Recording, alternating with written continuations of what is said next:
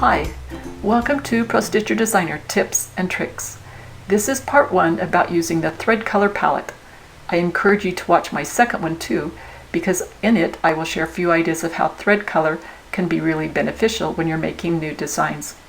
You know, when I first started learning Pro Stitcher Designer, I was really eager to learn about the drawing tools, the artwork shapes, and learning how the text tool worked.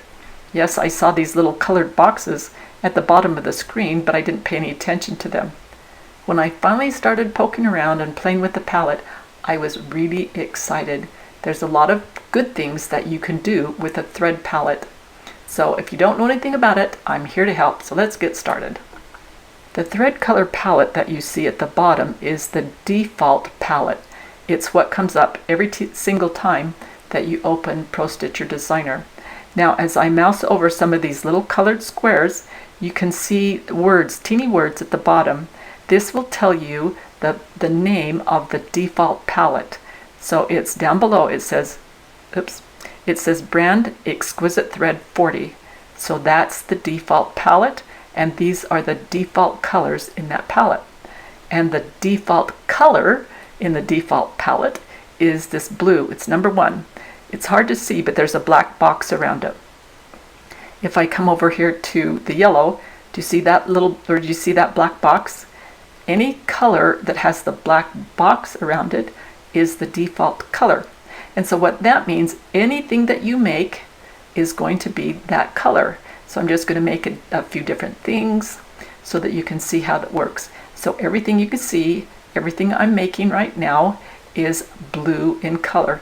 And it doesn't matter what shape you make, and it doesn't matter the tools that you use. I'm going to use a pencil here and have a beautiful line there, or if you use like the line, anything that you use, any of the tools that you use here will be blue.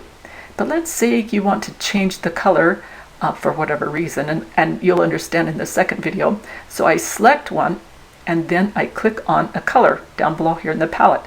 So I'm going to, let's click on that hot pink, and that changed the color of that. I'm going to click on this pencil and change it to red. And let's see, the diamond, I'll do the brown, and that, let's see, we'll do that. It's kind of a teal green, kind of hard to see. And let's see, we'll change that to orange. And let's change that one to,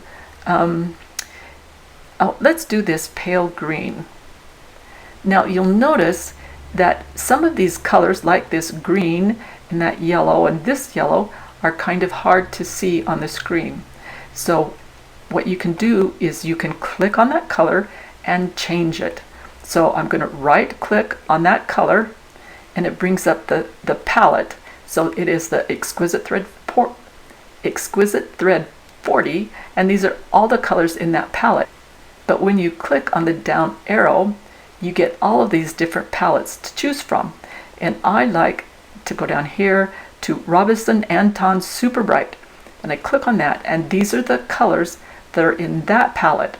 So instead of having that pale green, I am going to choose this green. It's like a lime green. I'm going to say OK. And you see down here now in the palette, it is that color. And if I wanted to change something to that color, all I have to do is select that item and then now click on the color, and it is changed to that color. Now I want to show you how to change the default color and how that works. I'm going to click on this 8, and there's that little black box around it.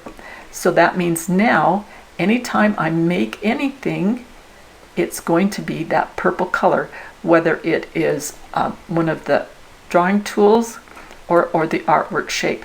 Everything after I right click, or I click on it so that it's got that black box around it, that's the default color, and everything I make after that is going to be that color. You'll notice to the right side of the palette there are some empty boxes. If I right click on it, I get a pop-up menu with several options. The first one is Add Color. Now pay attention to the colors here. So they are numbered 1 through 20. When you add color, it's going to start with the first color, and there's the first color that it added. I right click again. The second color in the palette is red, so it's going to add that color. I right click again and say add color. It's going to use that green, or it's going to put that green there. So it just, every time you click and add a color, it's just going to continue going down all of the colors that are in the thread palette. If I right click again and say remove unused, it's going to remove any of the colors that are not used in the workspace.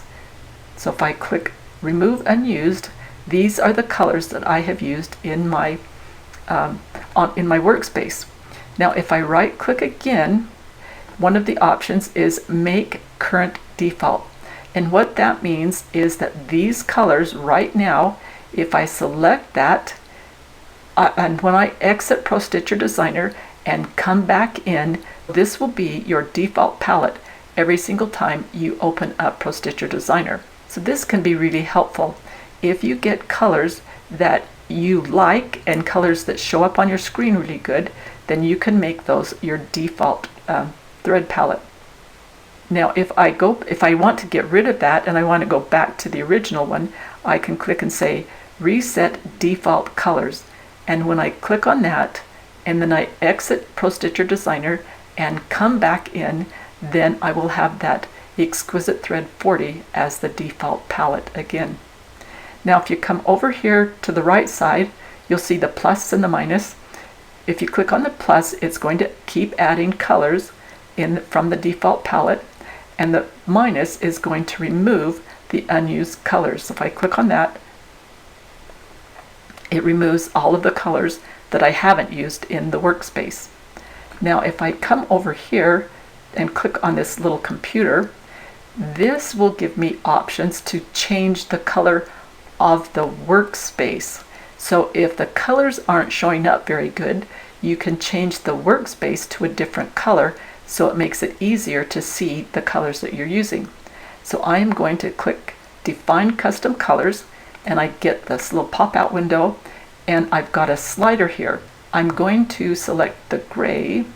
Now watch here in the box, as I move the slider down, it's getting darker, and if I go up, it's getting lighter. Now I'm just going to choose like a light colored gray.